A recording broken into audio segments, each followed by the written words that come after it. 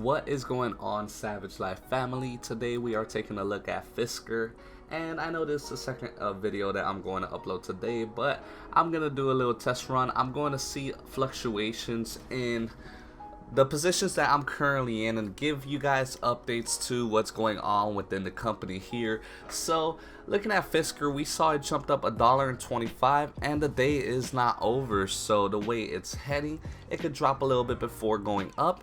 It may or may not break the $16 price point, but I can guarantee you by early February to mid-February, this here is going to break $17. So new information was released on Fisker, and what happened here is they logged over 10,550 reservations for Ocean. Ocean is its new or its only vehicle currently that they are producing. It's an SUV set to release in 2022, and they do have reservations here on the website. It's $250 to reserve the vehicle, and it's just to see how many people are willing to buy into this amazing vehicle here. So it's 5-person true midsize SUV, has a range of 250 to 350 mile range. 250 to 300 is the average norm for electric vehicles, so the 350 mile range is a little extra there, meaning they're coming with bigger batteries for these SUVs. And the interior is made off of recycled material, which is used to save the company lots of money in the production stage and benefiting the economy, because of course we all know recycling things means they're putting items to good use. There's no waste when coming in terms of production of this vehicle here. So they're coming in at a $55,000 price point, ranging from $37,000 to $55,000 is the base price. And the ultra range capability of this vehicle makes it unique from Neo, Xpeng, is the fact that the FL Pilot is an autonomous driving system with up to level 4, and other startups such as Neo and Xpeng are currently level 2, with their best model sitting with level 3 capabilities, which means Fisker's tech could put it near the top.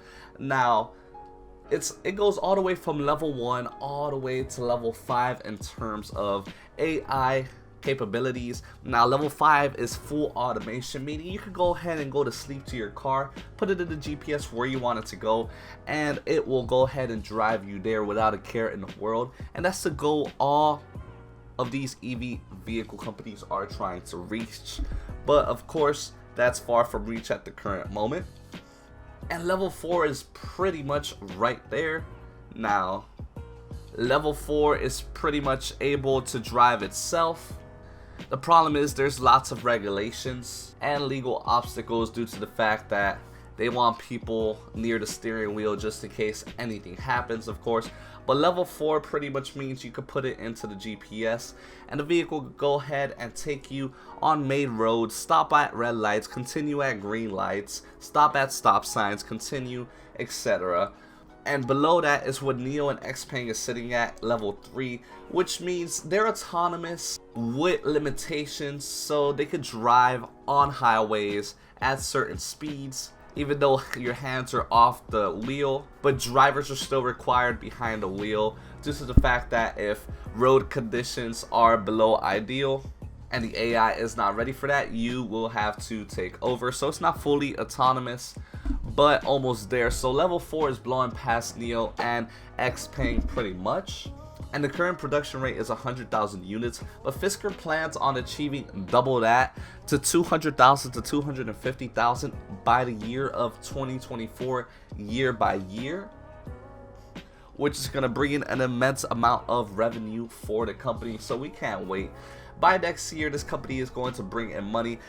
Currently, it's not bringing in any money at all, of course, besides the investors putting money into this company to expand their factories and start this autonomous joyride and put it on the road already. We want to see sales. So we're going to be seeing this Ocean vehicle by late 2022.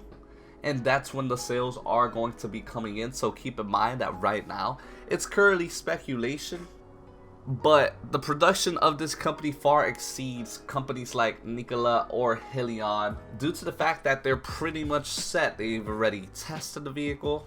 The model's already produced, it's just not perfected. So operating losses are growing with the company due to the fact that they are increasing advertising and accelerating their manufacturing process, going from $10 million spent in 2019 to $12 million in 2020. But keep in mind that money must be spent in order to make money, and it seems to be going to the right places. So it's not like they're spending money to put it into the CEO's pockets. The money that they are spending is to expand production, make this vehicle a non-regrettable purchase for the consumers, and bettering their factories to make these vehicles at a faster rate, which is always beneficial to a company. So with estimated revenue of $9 billion by 2025, Fisker is trading at just over 1 to 0.5x multiple compared to its peers Tesla, which is trading at 8x, and NIO trades at 5x. So currently Fisker is insanely undervalued due to the valuation that they give EV companies.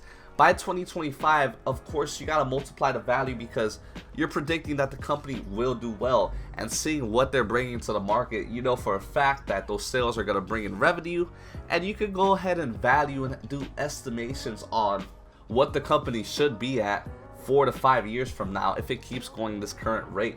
So seeing as NIO is valued at 8x, if we give Fisker just a 6x valuation, which their current valuation is $8 billion, it would equal to $54 billion valuation by 2025 compared to its $8 billion, giving it 1,000% upside potential for Fisker. So that was the major news that came out for Fisker today. That's why it jumped up $1.23, and it still has massive potential to keep running. Of course, we're still in the early stages of the company, so getting in at this price point now would be a bargain if you're planning to hold it on for a long term, or place some extremely long calls for this company. Now, as you can see here, I put 7 contracts, only valued $700. I should have put a lot more, but I'm betting on Wells Fargo as well. And seeing here on my contract, I'm up $441 today. I was down recently due to the market having red days, of course, and it hasn't been good since Joe Biden has been slacking. But it seems that electric vehicles, charging stations, those sort of stocks and companies are going to be a good bet if you're planning on putting your money there, due to the fact that the government plans on ordering an immense amount of charging stations and EV vehicles in terms to better the global crisis going on. So my expiration is for February, meaning by February 19. As long as it goes over 1750, I'll be fine.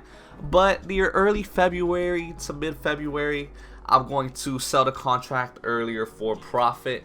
I'm aiming for a 50% upside at the very least, but it could break that $17 mid to early February, so that's what I'm betting on. And when it does, I'll wait for a slight dip before betting another long call on this company, probably doubling my contracts to 14, seeing that now I have more faith in the company. It was sort of a test trial, but now that all this information is releasing, I know for a fact I could bet on Fisker in the long term. So you guys let me know what you think of this company. Smash that like, subscribe, and comment for more updates. I'll catch you guys on the next one.